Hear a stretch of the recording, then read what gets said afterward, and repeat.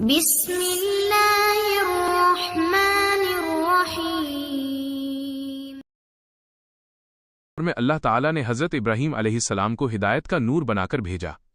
ان کا جنم بابل کی سرزمین پر ہوا، جہاں نمرود نام کا ایک گھمنڈی اور ظالم بادشاہ راج کرتا تھا۔ وہ اپنی طاقت کے نشے میں خود کو سب سے بڑا حاکم سمجھتا تھا اور لوگوں سے اپنی عبادت کرواتا تھا۔ حضرت ابراہیم علیہ السلام بچپن سے ہی سچائی کی تلاش میں رہتے تھے۔ انہوں نے دیکھا کہ ان کی قوم پتھر کی بنی مورتیوں کے سامنے سر جھکاتی ہے، ان سے دعائیں مانگتی ہے اور انہیں اپنا پالن ہار مانتی ہے۔ انہوں نے اپنے والد اور اپنی قوم سے پوچھا کہ یہ کیسی چیزیں ہیں جو نہ سن سکتی ہیں، نہ بول سکتی ہیں اور نہ کسی کو فائدہ یا نقصان پہنچا سکتی ہیں۔ لیکن لوگوں نے ان کی بات سننے کے بجائے ان کا مذاق اڑایا۔ ایک رات انہوں نے آسمان میں چمکتا ہوا ستارہ دیکھا اور سوچا کہ کیا یہی میرا رب ہے، لیکن جب وہ ڈوب گیا تو انہوں نے کہا کہ جو ڈوب جائے وہ میرا رب نہیں ہو سکتا۔ پھر انہوں نے چاند کو دیکھا، وہ بھی کچھ سمے بعد چھپ گیا۔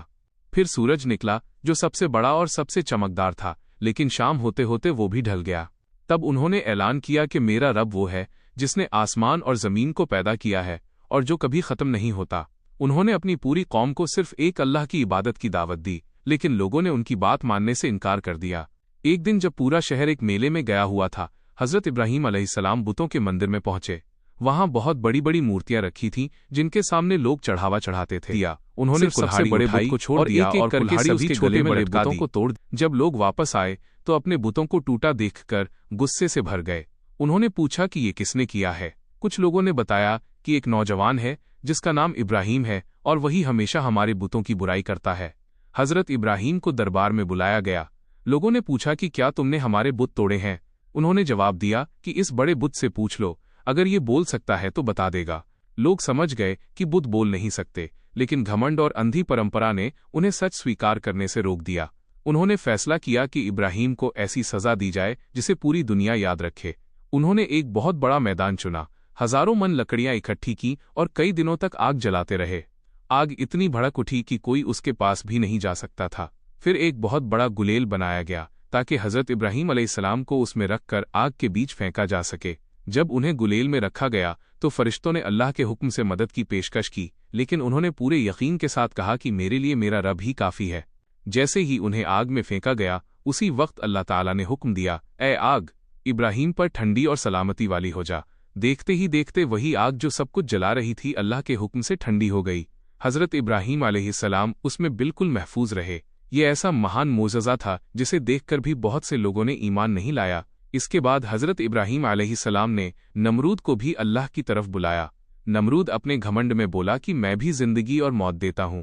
حضرت ابراہیم نے فرمایا کہ اللہ سورج کو پورب سے نکالتا ہے، اگر تم خدا ہو تو اسے پشچم سے نکال کر دکھاؤ۔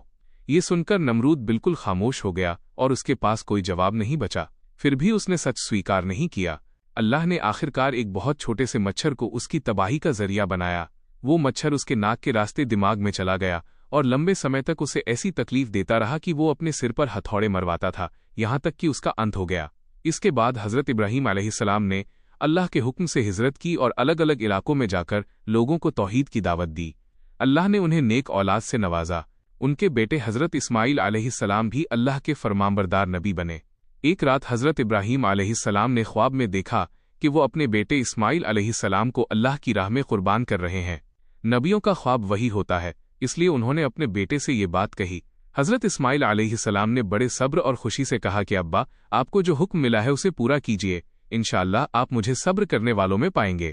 جب دونوں اللہ کے حکم کے آگے جھک گئے اور حضرت ابراہیم نے اپنے بیٹے کو قربانی کے لیے لٹا دیا، اسی سمے اللہ نے انہیں روک دیا اور ان کی جگہ جنت سے ایک دمبا بھیج دیا۔ اس طرح اللہ نے دکھا دیا کہ وہ اپنے نیک بندوں کی آزمائش لیتا ہے اور انہیں بہترین بدلہ دیتا ہے۔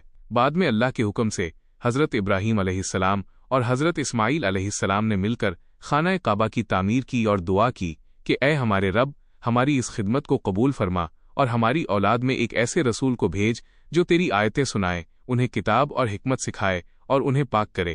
اللہ نے ان کی یہ دعا بھی قبول کی اور صدیوں بعد حضرت محمد ہن کو آخری نبی بنا کر بھیجا۔ حضرت ابراہیم علیہ السلام کی پوری زندگی توحید، صبر، یقین، قربانی اور اللہ پر بھروسے کی سب سے بڑی مثال ہے۔ انہوں نے ہر مشکل میں صرف اپنے رب پر بھروسہ کیا اور کبھی جھوٹے خداؤں کے سامنے سر نہیں جھکایا۔ ان کی کہانی ہمیں سکھاتی ہے کہ سچائی کا راستہ کٹھن ہو سکتا ہے، لیکن جو انسان اللہ پر پورا بھروسہ رکھتا ہے، اللہ اسے کبھی اکیلا نہیں چھوڑتا اور آخرکار کامیابی اسی کو ملتی ہے جو ہر حال میں اپنے رب کا فرمانبردار بنا رہتا ہے۔